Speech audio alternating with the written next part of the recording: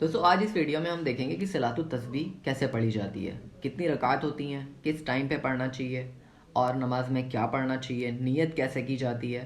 بہت سے لوگوں کو نہیں پتہ ہوتا ہے، تو آج ان کو یہ ویڈیو دیکھنے کے بعد پتہ لگ جائے گا، اور جن لوگوں کو نہیں پتہ ہے آپ ان کو یہ ویڈیو شیئر کر دیجیے گا۔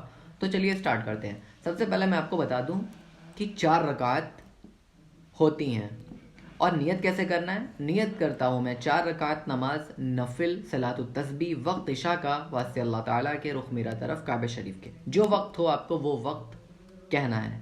اس کے بعد آپ کو قرأت سے پہلے سبحان اللہ والحمد للہ ولا الہ الا اللہ واللہ اکبر 15 بار آپ کو پڑھنا ہے۔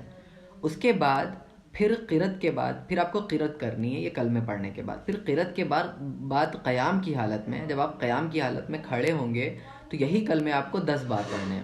پھر رکوع میں تسبیح کے بعد، تسبیح کیا سبحان ربی العظیم کے بعد آپ کو یہ کلمے 10 بار پڑھنے ہیں۔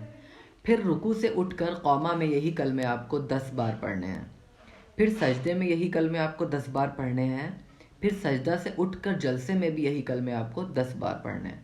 پھر دوسرے سجدے میں یہی کلمے آپ کو 10 بار پڑھنے ہیں۔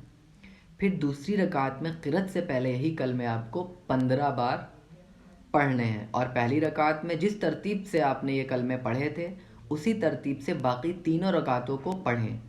ہر رکعت میں یہ کلمے کل 75 بار پڑھے جائیں گے، چاروں رکعتوں میں 300 بار پڑھا جائے گا۔